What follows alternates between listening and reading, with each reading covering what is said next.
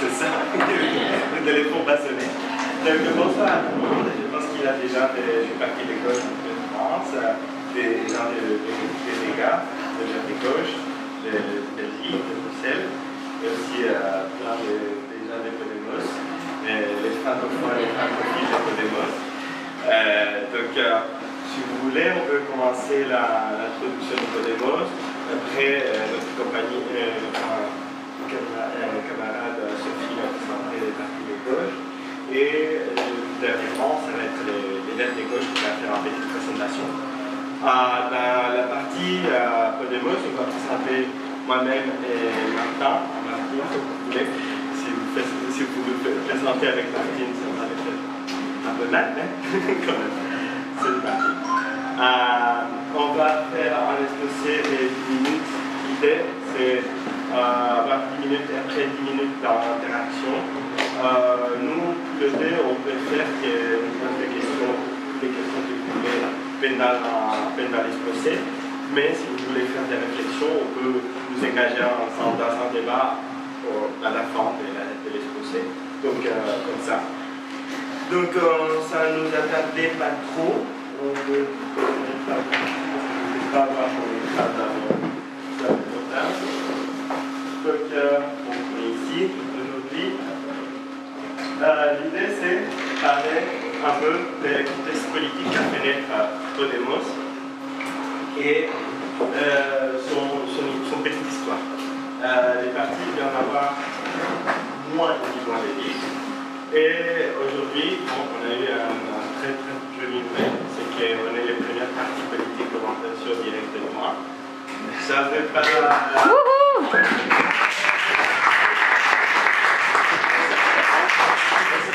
Quelles sont les projections à venir et quelles seront les projections qui feront les médias de ça.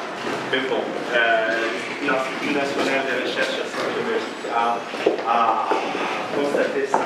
On a déjà les partis politiques en Espagne, on ne sait pas quelle position nous donnerons dans les projections des voix. Mais quand même, c'est un très grand réussite. Dans les projections de voix des médias privés, on est déjà les 12e partis politiques, on a passé en avant des partis socialistes. Mais bon, ça c'est seulement des projections, on peut faire des vrais travaux. Donc on va commencer sur la question de c'est quoi cette parti politique qui vient de nulle part et qui arrive et qui prend la scène politique espagnole. Bon, comme vous bien savez, en Espagne, il y avait une crise économique qui est devenue dans une crise politique terrible, qui a effondré les structures du pays.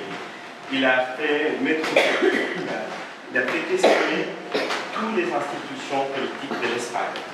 Ça, c'était d'abord une question économique, qui a fait un chômage des records qu'aucun autre pays de l'Europe a connu, la Grèce à peu près, mais on était toujours en avant dans ce système. Et après, en petite photo, ça qui était la marque espagnole, c'était le mouvement des Indignes. Le mouvement des Indignes de 2011, c'était un grand bouleversement qui a fait passer cette grande crise économique en crise politique. D'abord, c'est une crise de conscience, une crise civilisationnelle. Où est-ce qu'on était arrivé? Comment est-ce qu'on était arrivé dans cette misère? Comment est-ce qu'on a passé d'un pays que plus ou moins s'en sortait pour arriver dans un pays qui ne fonctionnait plus? Alors, les quinzaines, ça a été un cri d'espoir pour les Espagnols. C'était des gens qui s'est autogestionnairement organisés dans un mouvement qui était d'ailleurs très... Il y avait des liens comme un Podemos avec la fac, ce qui est beaucoup déjà bien ici, c'est la fac de sciences politiques de la Complutense de Madrid, où il vient le professeur Pablo Iglesias, notre leader actuel. Donc, dans la mobilisation des quinzaines, l'Espagne a connu, d'abord, il a fait une rupture, il a posé des questions. Je ne dirais pas que c'était la rupture, mais il a posé des questions sur quel était le système en ce qu'on habitait. Et quel était le système en ce qu'on habitait? On habitait dans un système qui était en transition pacifique du régime dictatorial à une démocratie de très basse intensité. Très démobilisatrice, où est-ce que la participation citoyenne n'étaient pas au corps de la politique. Et on avait un système de partis très renforcé parce que, comme on n'avait pas de partis politiques pendant la dictature, la constitution de 1978 a renforcé les pouvoirs des partis politiques, les faisant en partitocratie en monstre qui était super difficile à vivre avec la réelle démocratie qui est demandée les gens. Je mis peut-être un des questions, une des réflexions ouvertes dans les cancers qui est le plus dur à passer ici, c'est on n'est pas des petits cartons, on n'est pas ni des gauches ni des droites, on est celle du bas, celle du peuple contre celle de haut. Donc l'idée c'était on dépasse les clivages gauche-droite. Et ça c'était un des constats qui a fait peu de nous. L'idée c'était, bon, l'Espagne s'était torturée par une histoire où est-ce que les clivages étaient presque géologiques. Les gens étaient divisés à mort par des clivages qui commençaient par la guerre civile, par la République avant, par la dictature, aussi en démocratie, il y avait un bipartisme, une société bipartisane très très forte, très très imposée. Donc il fallait dépasser ce clivage qui faisait mal, qui nous faisait d'ailleurs être en minorité toujours, être la minorité de la minorité. Alors que celle du bas contre celle du haut, ça passait bien, les gens entendaient. Et de là-bas, ça vient un peu le terme caste, qu'on utilisait beaucoup pendant la campagne électorale. Et la question, là, je me parle un peu, je prends un peu la suite à groupes promoteurs. Les groupes promoteurs, on appelle ça au cercle promoteur, on appelle ça à des intellectuels, des scientifiques, des politologues et politologues de la faculté de la Complutense de Madrid, un petit groupe de gens professeurs, entre eux Pablo Iglesias et Monzol, qui ont vu qu'il y avait un déchirement dans la société espagnole. Il y avait une place politique à prendre. Il y avait un créneau où est-ce que les gens se sentaient vraiment abandonnés. La gauche classique ne les attendait pas. Et c'était bien dans son esprit. La social-démocratie les avait complètement abandonnés. Il y avait eu un grand revirement à droite dans la social-démocratie espagnole. Et aussi, bien sûr, la droite réactionnaire espagnole ne s'attendait à les petits gens. Donc, le troisième facteur qu'on peut parler aussi dans la création de Podemos, c'était la gauche anticapitaliste. C'était aussi des membres de la gauche anticapitaliste, c'était des groupes promoteurs. La gauche anticapitaliste, c'est peut-être pas trop parlant pour vous, mais c'était en réplique en Espagne des nouveaux partis anticapitalistes. Comment ça vous dit un peu plus.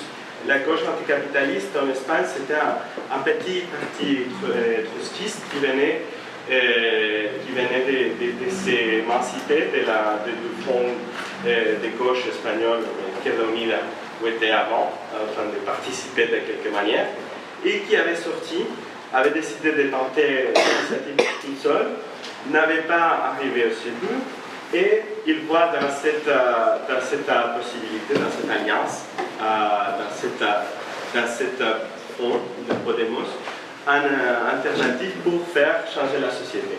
Ils s'investissent et c'est la première petite structure qu'on a à Podemos, c'est d'une manière la gauche anticapitaliste. Donc, et en plus, on peut parler après, je pense beaucoup mieux sur les questions. Je pense que vous avez suivi les différents débats sur notre assemblée, donc on pourrait parler plus en détail. La troisième question, c'est qu'on voulait remarquer, c'était la question des outils de participation et communication. Les groupes promoteurs, c'est normalement des gens qui ont étudié la communication politique.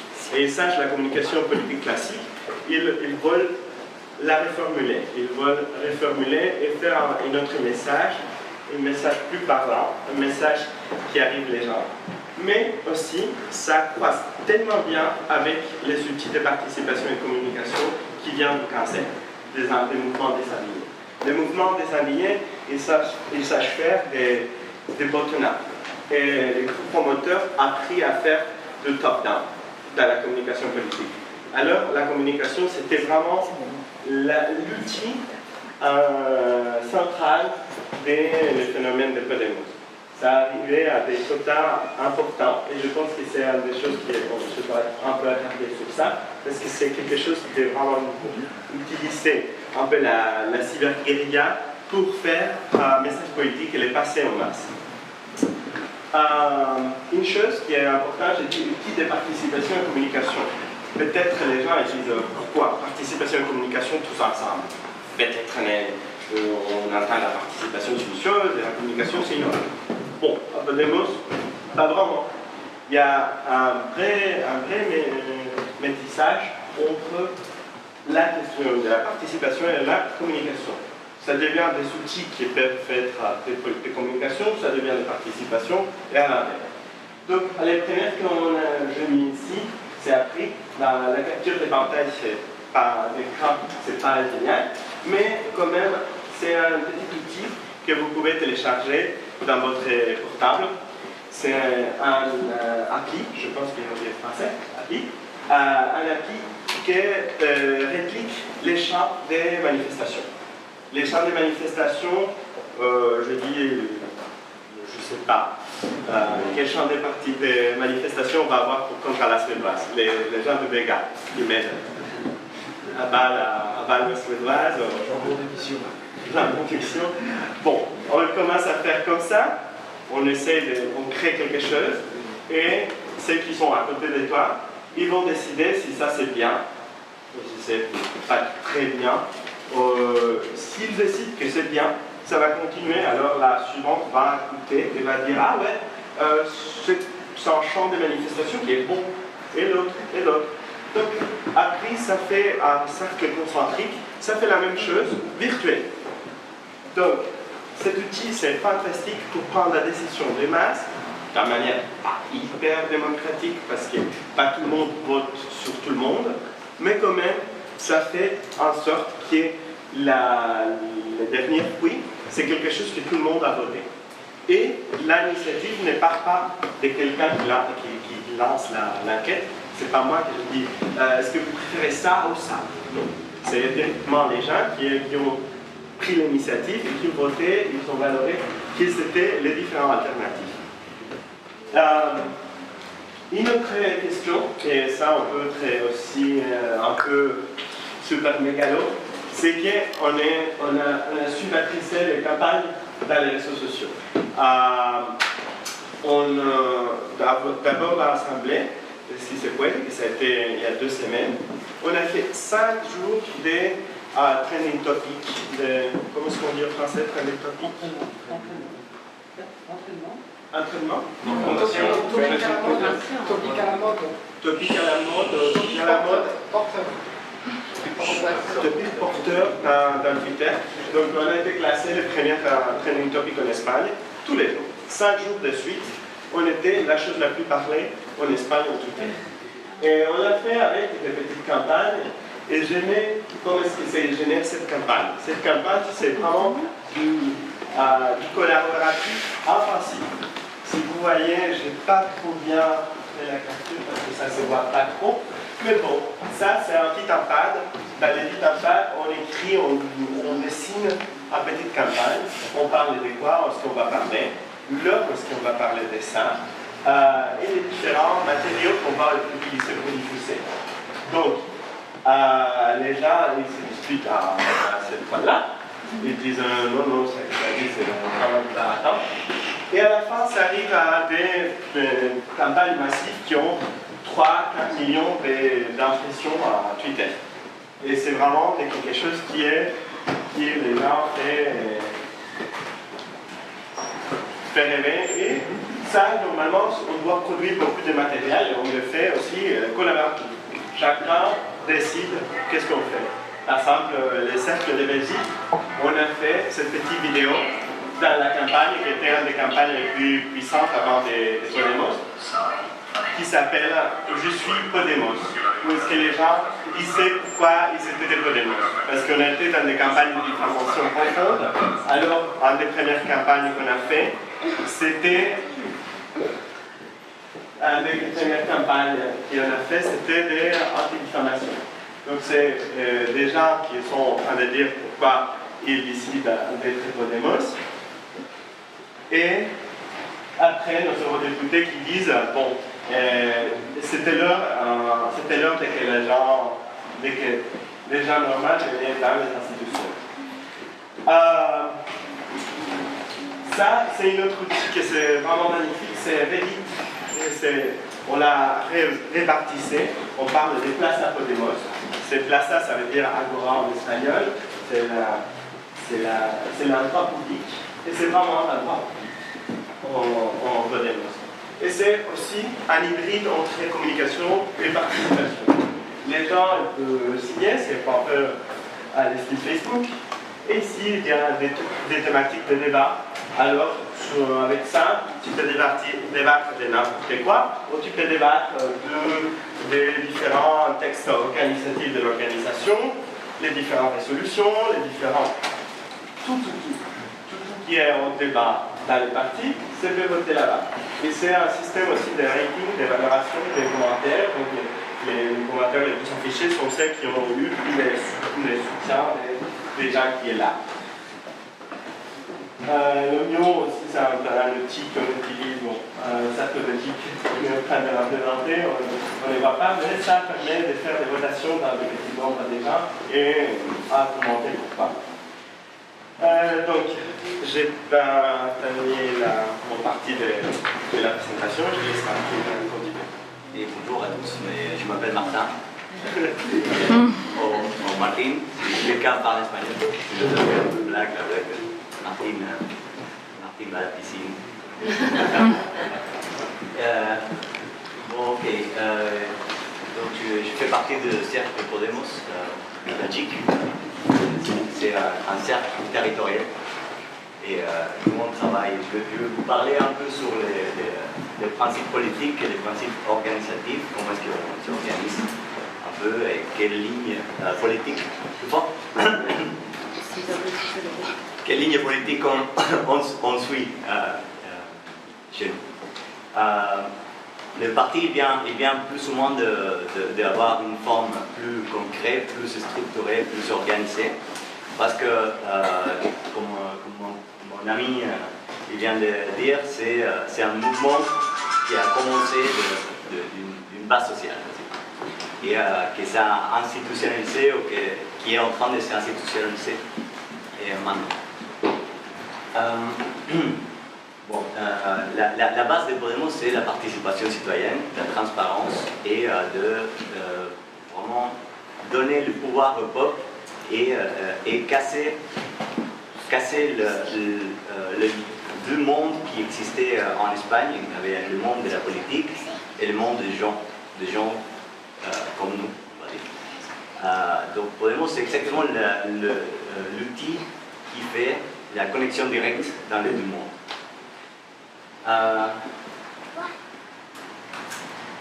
Ok, je me suis perdu un peu. La participation citoyenne. Lundi passé, on a voté tous les participants de Podemos avec les outils internet que mon collègue vient de présenter. On a voté de la structure, comment est-ce qu'on va se structurer politiquement, organisativement et éthiquement. Basiquement, la ligne politique de Podemos, c'est basé sur la participation citoyenne, la transparence et 5 principes qui étaient au-delà de la semaine passée, qui sont basiquement l'éducation publique, donc on va parler de ça, une réforme contre la corruption et le service de santé public et universel, droit au logement et une audit de la dette publique, c'est-à-dire une restructuration de la dette publique. Jusqu'à quel point ça c'est légitime ou pas et comment agir par rapport à ça. Et dans la ligne politique Podemos, on a eu aussi une chose qu'on appelle ADN Podemos, qui vient de sortir dans le brouillon, dans l'ensemble de brouillon qui était voté. Et c'est basiquement pour prévenir que le parti ne se transforme pas dans une chose qui n'est pas représentative des citoyens. Donc voilà, il y a quelques principes où si pour les élections municipales, s'il y a des cercles territoriaux Podemos qui veulent se présenter aux élections locaux, municipales et autonamiques, doit respecter certaines normes. Et par exemple, les charges publiques de personnes représentatives, il doit être élu. Vous ne m'entendez pas, je pense. Le personne doit être élu, n'importe qui peut être candidat et il doit être élu directement pour le siège territorial.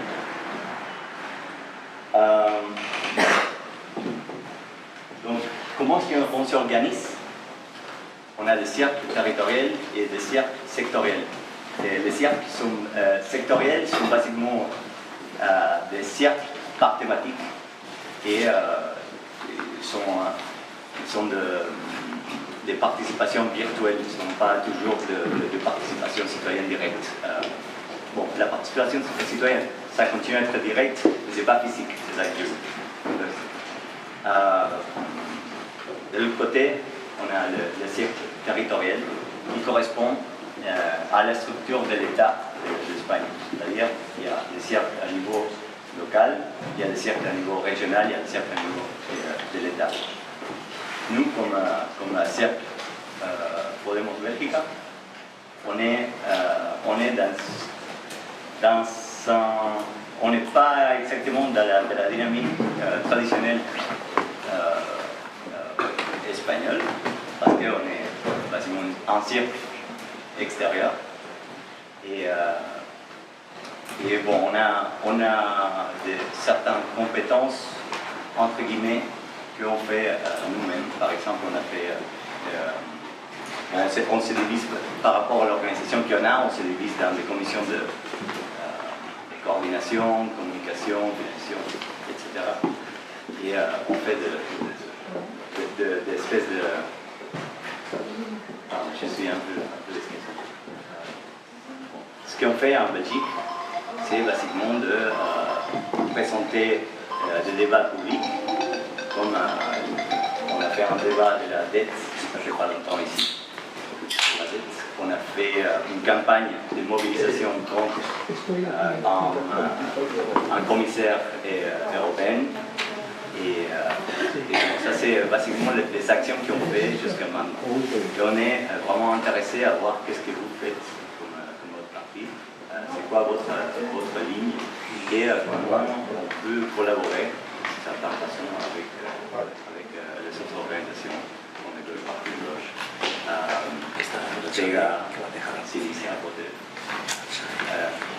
Voilà, je crois que je vais laisser ici s'il y a des questions. Je t'encourage à faire un peu de débat, parce que c'est comme ça qu'on se connaît un peu mieux. Et